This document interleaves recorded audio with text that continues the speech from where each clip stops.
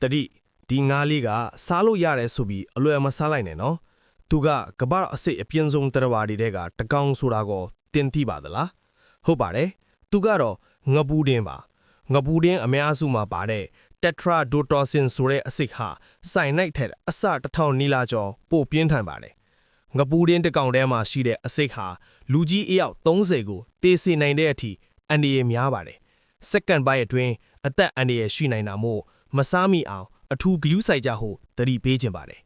နောက်ထပ်ထူးခြားချက်တစ်ခုကတော့ရန်သူနဲ့တွေ့တဲ့အခါဒါမှမဟုတ်ကြောက်လန့်တဲ့အခါငပူးတင်းတွေဟာဘောလုံးလိုဖောင်းကားလာတတ်ကြပါတယ်သူတို့ရဲ့ပျော့ပြောင်းတဲ့ဗိုက်ထဲကိုရေတွေဒါမှမဟုတ်လေတွေကိုအများကြီးမျိုးချလိုက်တာကြောင့်ပါ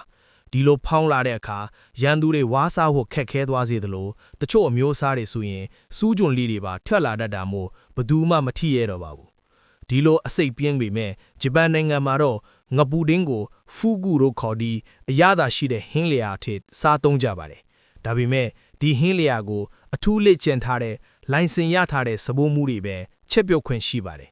ဒီလိုင်စင်ရဖို့အတွက်စပိုးမှုတွေဟာ3နှစ်ကျော်ကြာအထူးလက်ကျင့်ရပါတယ်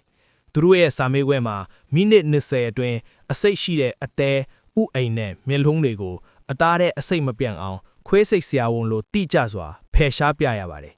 ဖယ်ရှားလိုက်တဲ့အစိတ်ရှိတဲ့အသားဆက်တွေကိုတောင်တခြားသူတွေမယူနိုင်အောင်တော့ခတ်ထားတဲ့တန်ပုံးတွေထဲထည့်ပြီးတီးတန့်မီးရှို့ဖျက်ဆီးရပါတယ်ဒါကြောင့်လဲဖူဂူဟင်းလျာဟာကဘာပေါ်မှာဈေးအကြီးဆုံးနဲ့အန္တရာယ်များဆုံးဟင်းလျာထွင်နေရပါတင့်ဆိုရင်ရောတေမင်းနဲ့ရင်ဆိုင်ပြီးစားရမယ့်ဒီဟင်းကိုမီးစမ်းကြည့်ဖို့တတ်တည်ရှိပါသလားကောမန့်မှာပြောသွားအောင်နော်